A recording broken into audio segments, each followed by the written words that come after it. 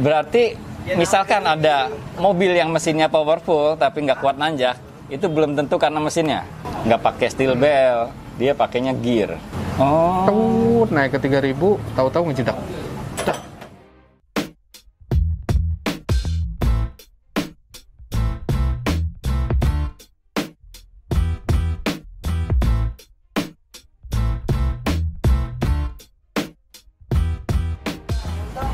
Balik lagi di Pro Level Channel bareng saya Faiz dan Ki Gentong. Kita lagi di PRM, bengkel spesialis Chevy. Di mana, Mbah? Di Jalan Raya Puspitek nomor Jalan Raya 64. Puspitek nomor 64, depan Komplek Panorama Serpong. Pamulang ya? Ini Yes, Pamulang. Pamulang. Pokoknya nanti alamatnya ada di kolom deskripsi. Hari ini kita bahas ini, Mbah.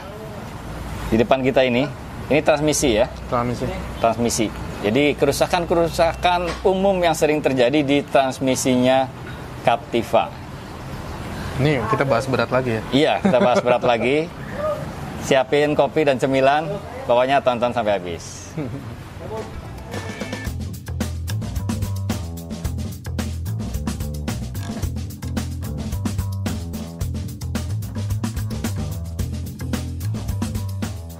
Oke, Mbah. Ini transmisi Captiva yang mana? Ini transmisi Captiva Gen 2, FL2. Gen 2. FL2 dan FL3 itu mirip. FL2. Berarti FL2. Captiva itu kan kita pernah bahas ya, ada yang NFL, non facelift, terus FL1, FL2, FL3. Buat yang belum nonton, biar pembahasannya lebih nyambung, tonton dulu tuh videonya di pojok situ tuh. Oke, ini punyanya FL2. FL2. Kode transmisinya apa? Ini 6T50. 6T50 nih, kode transmisinya nih. 6T50 ini ada artinya? Ada. 6T berarti 6 itu speednya, 6 speed, 50 itu torsinya. 50 itu torsinya. 50 Nm apa, Bro? 500 Nm. Oh, 500 Nm. Kalau untuk T-nya itu sendiri jenis. Kalau T itu untuk yang penggerak roda depan. Oke. Kalau L itu longitudinal, itu penggerak roda belakang. Oh, gitu. Berarti transmisi ini sanggup menanggung beban sampai 500 Nm. Yes. Transmisi ini kan berarti ada kapasitas, misalkan ada yang 30 gitu. Berarti cuma 300 Nm. Yes, betul. Ada lagi misalkan yang 20, cuma 200 Nm. Ya, yang beredar di Indonesia 40, 45, 50. 50. Jadi ini yang paling tinggi nih. Paling tinggi untuk Captiva ya. Oke, sebelum lebih jauh, agak sedikit oot nih. Berarti misalkan ada mobil yang mesinnya powerful tapi nggak kuat nanjak, itu belum tentu karena mesinnya. Belum tentu. Karena transmisinya juga. Bisa dari transmisi, karena transmisi ini kan untuk menyampaikan tenaga dari mesin ke roda. Nah, itu. Tapi Captiva nggak ada yang nggak kuat nanjak ya. Soalnya transmisinya sampai 500. Ini lagi nyindir mobil sebelah. Yang lagi viral. Udah. Jadi Captiva nggak, yang ini ya, Captiva L2 nggak mungkin nggak kuat nanjak ya? Nggak mungkin. Karena 500 Nm. 500 Nm dan dia pakai rasio gear. Bukan CVT. Bukan CVT. Jadi nggak pakai steel belt, dia pakainya gear. Dia tetap ada rantai tapi di dalam ada gearnya. Oke. Kita langsung bahas ini aja, Mbah. Penyakit-penyakit atau kerusakan-kerusakan yang umum terjadi di transmisi ini. Oke. Jadi secara kerusakan itu ada 3 jenis ya. Oke. Electrical, software, mechanical. Electrical, software, mechanical. Ya, kalau kita bicara. Ya, pertama dari electrical dulu. Electrical, di sini ada komponen THCM. THCM itu transmisi hydra control module. Nih. Ya. Di isinya apa nih, Mbah? Isinya di dalam ada solenoid sama intinya itu untuk memindahkan gigi dari 1 sampai 6. Untuk mengaturnya pengaturan itu, gigi pemindahan giginya. 1 sampai 6. Jadi dia menangkap sensor tekanan oli. Jadi ada 6 solenoid di dalamnya. Di THCM ada solenoidnya seperti injektor. Tekanan oli masuk ke gigi berikutnya. Kalau RPM-nya sudah dapat, tekanan olinya sudah dapat, speed-nya sudah dapat, dia pindah ke gear selanjutnya. Begitu seterusnya. Itu sebetulnya prinsipnya sama dengan prinsip transmisi AT ya, automatic transmission. Tapi kebanyakan AT zaman dulu itu kan mechanical. Nggak pakai solenoid. Nggak. Jadi pakainya klep, katup, pindah gitu giginya, begitu tekanannya tercapai dia pindah. Kalau ini berarti solenoid.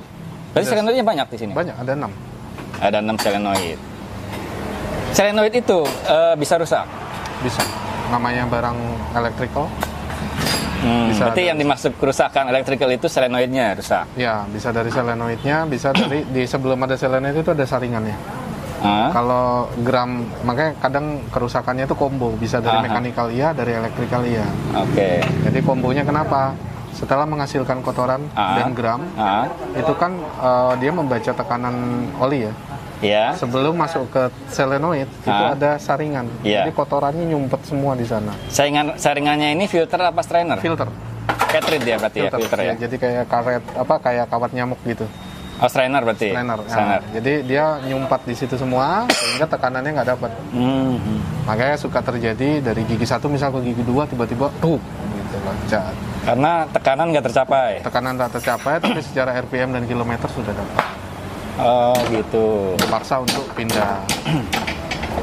Oke, berarti kalau yang bermasalah solenoid gejalanya apa?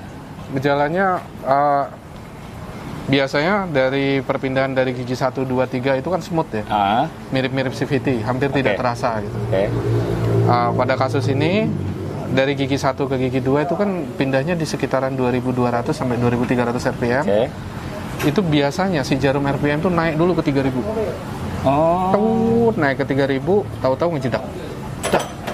Nah, itu berarti kemungkinan solenoidnya. Kemungkinan solenoid. Kalau solenoidnya yang rusak, berarti yang dibongkar hanya ini aja? Hanya ini.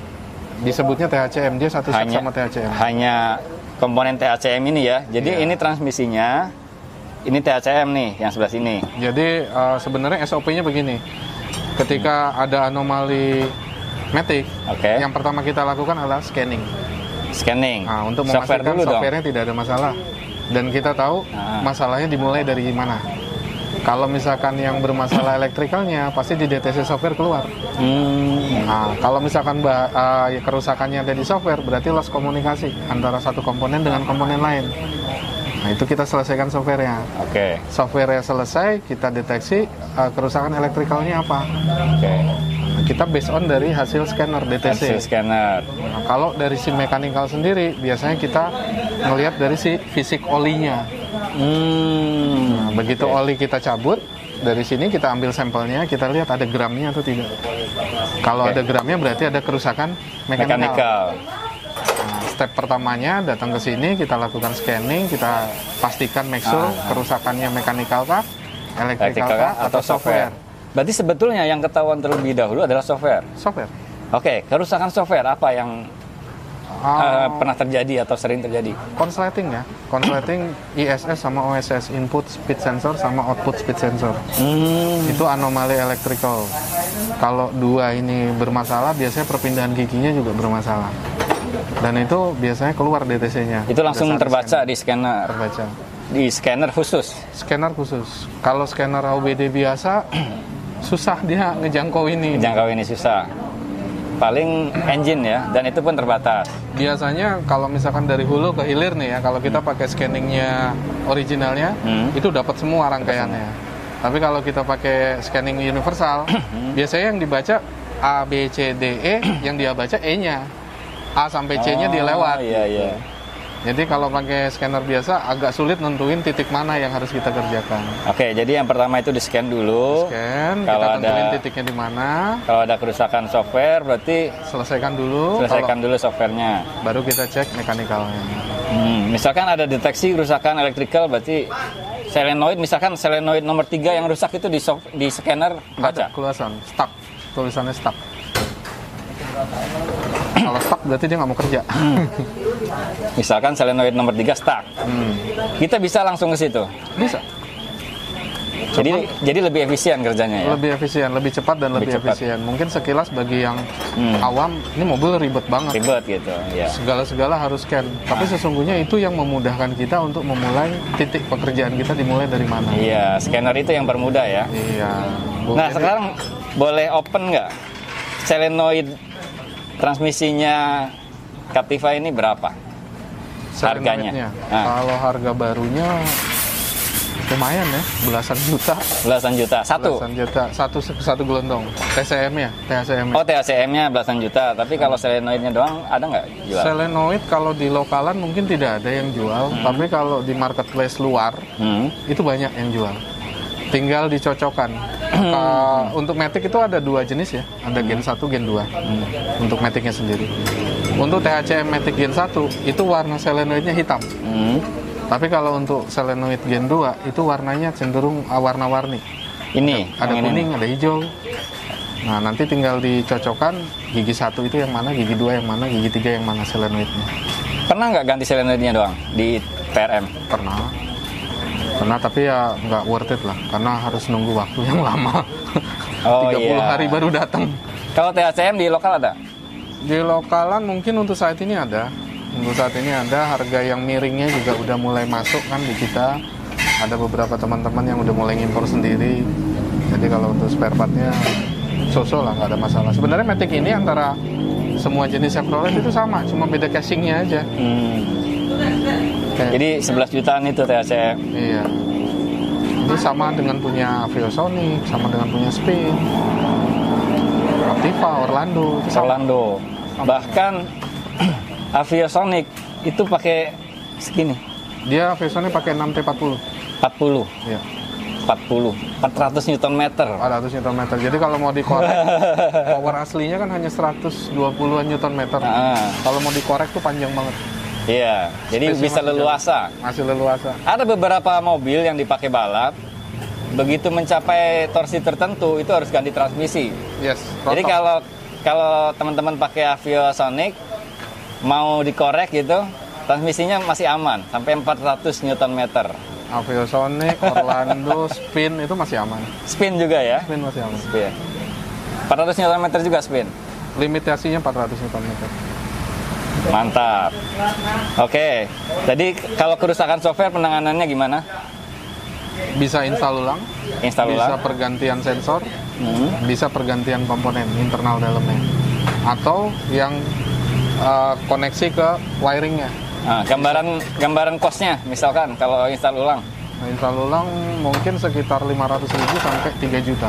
Tergantung kesulitan dan komponen apa yang diganti. Oke, 500.000 sampai 3 juta. Kalau kerusakan software ya? Kalau kerusakan software. Kalau kerusakan electrical tadi THCM itu 11 juta. Untuk saat ini harga di pasaran itu sekitar 8 juta sampai 12 juta tergantung barang itu dari mana. 8 sampai 12 juta, bukan karena ori sama KW ya, tapi bukan, sumbernya ori. dari mana gitu ya? Tergantung sumbernya dari mana. Tergantung karena sumbernya pada saat dari ini impor itu mudah.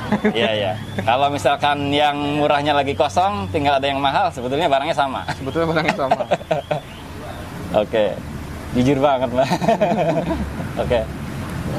Yang terakhir kerusakan mechanical, Mbak. Di dalamnya ini ada apa sih? Ada banyak komponen, ada sun gear reaction. Sun gear reaction itu kalau di motor Honda itu coupling sentrifugal. Oke. Ada coupling sentrifugal, ada gearnya, terus ada yang penyelaras maju mundur segala macam. Ada banyak lah di sini di dalam sini. Itu pernah nggak ada kerusakan mechanical? Banyak, sering. Tapi yang paling umum terjadi adalah kerusakan clutch. Clutch-nya. Clutch reaction sama clutch utamanya. Kampas kopling sama kampas sentrifugal. Kampas kopling sama kampas sentrifugal. Itu yang paling umum terjadi. Karena memang itu ada usianya ya? Ada usianya. Tapi biasanya kita menyarankan kalau mau pakai kampas sekalian turun, kita pakai yang performance kitsnya. Oh, ada? Jadi ringnya itu lebar, si snap ringnya. Celah antar kampasnya itu lebih tebal. Lebih tebal. Kita biasanya sarankan pakai itu. Jadi perpindahan gigi lebih smooth, terus tenaga terbuangnya lebih minimal. Nggak slip lah ya? Nggak ada slip. Nggak slip.